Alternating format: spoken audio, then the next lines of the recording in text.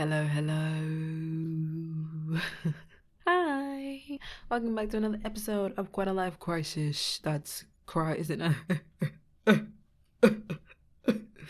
And sis is in hey sis. And I am your host, Ayomidknight. Let's start how we always start, by taking in a deep breath and settling. You ready? In, out.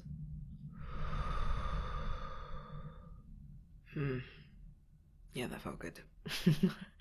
Welcome. So in this episode, I'm really just asking you one question. Who are you? Who are you and who am I? So, okay, today I want to look at knowing yourself and how we define who we are and how long it takes to get to know yourself, right? And again, I'm going to make reference to a video that I watched and mentioned first in episode 11, which is the Mark Manson video, Life is a Game. So he talks about your character and he says that your character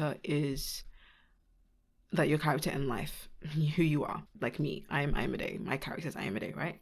Ayomidknight is someone that I spend the first few decades of my life getting to know. Like, I don't know who she is straight from when I'm born. And whilst I think there's a lot of truth in that statement, I don't know if I 100% agree, just because I feel like when we're born, we kind of know what we want in it. One, we want to go back into the womb because what the fuck is the light? Most people come out crying because we're like, I want back into my mother's belly. Then we know that we want to take a shit or we want to pee, and then we know that we want food, and then we know that we want sleep, and it's not our fault that people can't understand us. So we cry to communicate that, right? We know what we want and we kind of know who we are. I guess we're not aware that we're a baby.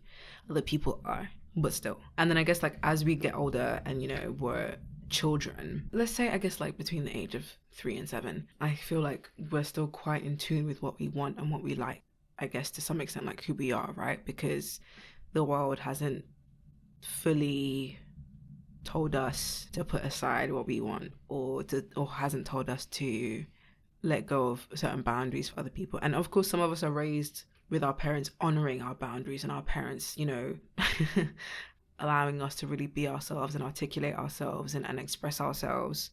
I was just thinking we may actually start off knowing ourselves to some extent, and maybe sometimes that dwindles as we get older and we come across more people.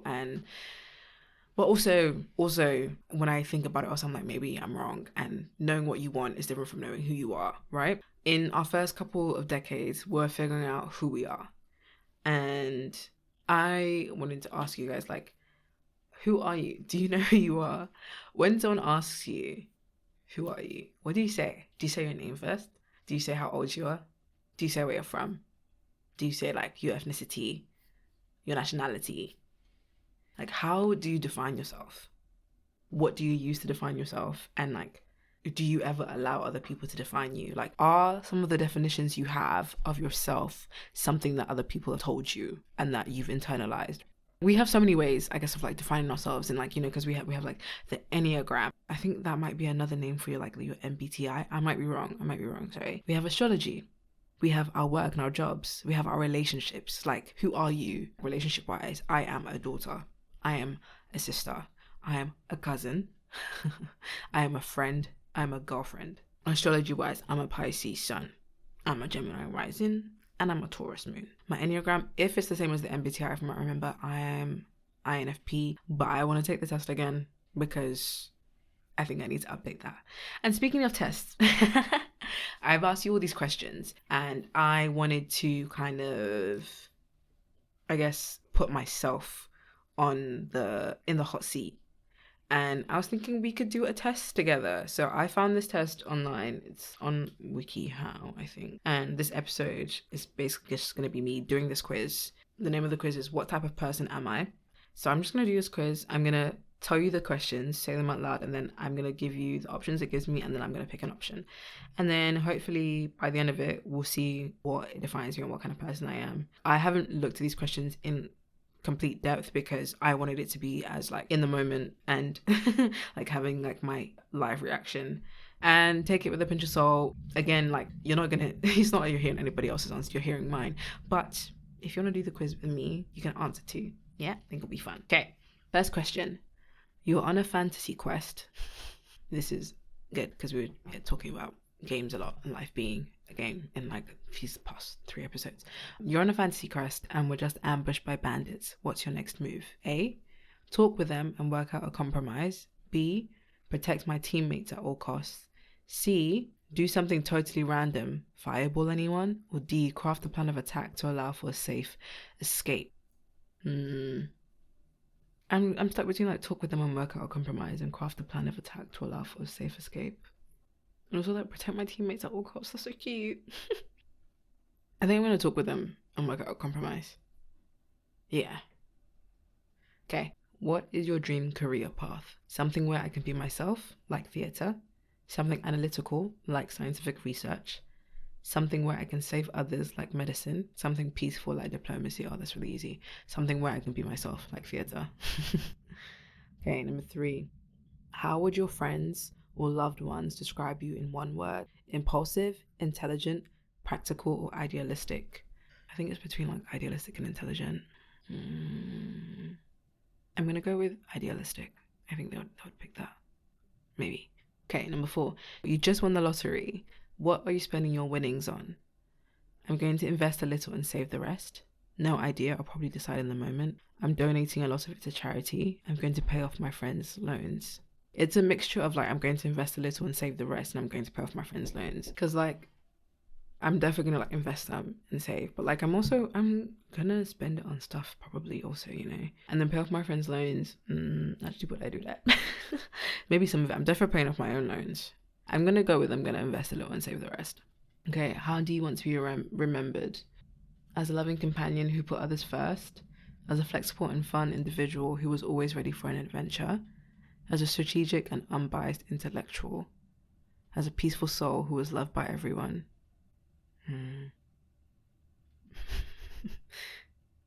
I think as a peaceful soul who is loved by everyone.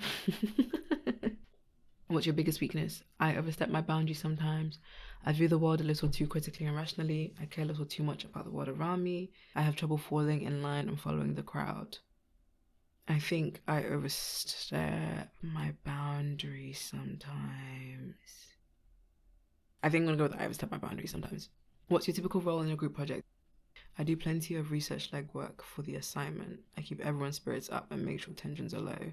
I organise the assignment and what has to be done. I think outside of the box and guide the group in unconventional directions. It's definitely, I do plenty of research legwork for the assignment, or I organise the assignment and what has to be done. I'm very much like a delegator, but then we'll also put in my part of the work. I'm going to go with, I organise the assignment and what has to be done. What Latin quote resonates with you the most? Ex nihilo nihil fit, which means nothing comes from nothing. Nitima invetitum, which is we strive for the forbidden. Or dentis fortuna uvat, fortune favors the bold. And memento vivre, remember to live. Honestly, memento vivre, or vivere. Okay, question 9. Your friends are fighting. What do you do? Mediate the conflict with empathy. Provide emotional support for both of my friends. Invite each friend out so they can forget about the conflict. Analyze the conflict with an impartial eye. I think mediate the conflict with empathy. What are you most afraid of? Feeling powerless, facing confrontation, feeling lost, feeling trapped. Feeling trapped. Woo! You see a cat stuck in a tree, what do you do? Climb up there and rescue the cat yourself. Analyze the situation carefully and call for help. Calm the kitty down as much as possible. Analyze the situation carefully and call for help if needed. What character trope do you relate to the most? The enthusiastic champion, the charismatic leader, the kind side character, the wise mentor. The kind side character or the enthusiastic? I think the kind side character. Which job would you most likely have if you worked at a school? Principal, I keep everything in working order. Math or science teacher, I stick to the facts. Guidance counselor, I'm here to support my students. Tutor, I want to help others be their best. I think it's like tutor or guidance counsellor. Guidance counsellor. How is your teacher or boss most likely to describe you? They're full of energy and are great at doing what feels best in the moment. They're super flexible and willing to try new things. They're unafraid to experiment and think outside the box. They're comfortable taking risks and jumping out of their comfort zone.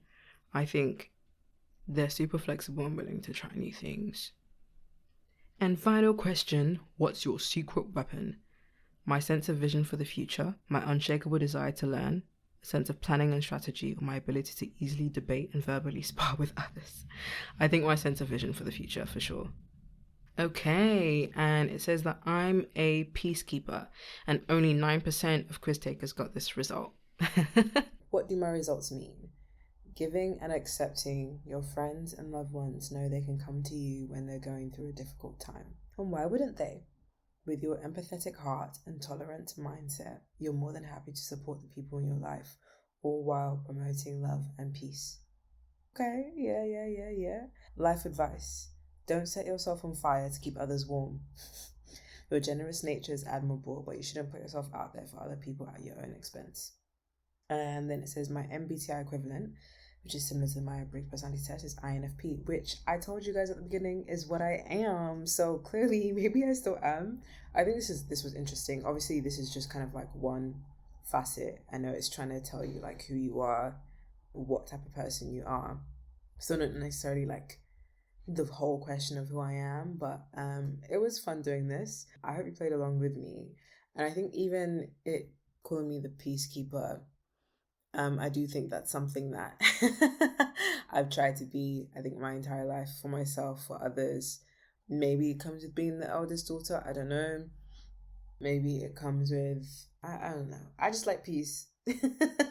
I want peace always, no problems. So, this was a little, I guess, look into, I guess, like, who I am or what kind of person I am. I hope it gave you a bit more insight into me and, who the host of this podcast is.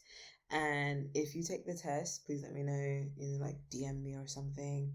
And I don't know, like when I think about it, I'm like, are there any questions that I could ask you?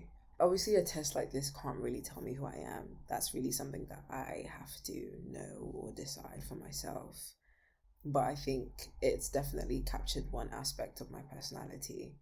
And I think even the thing with like boundaries and stuff, I think I'm trying. I sometimes struggle to find a balance because I am either completely open and that all boundaries be crossed for either the sake of keeping peace or because, like, I'm too scared of like confrontation. I don't want to say anything. Although that whole thing of all boundaries being crossed, that doesn't really happen anymore. But I'm saying that like are past me. Or I go overboard and everything becomes a boundary. I think as I've gotten older, I've been working on striking the balance. And I think the place where I struggle with keeping my boundaries the most is within my family. I think I'm quite good at it with friends and like strangers even. But yeah, it's a work in progress. That was the test.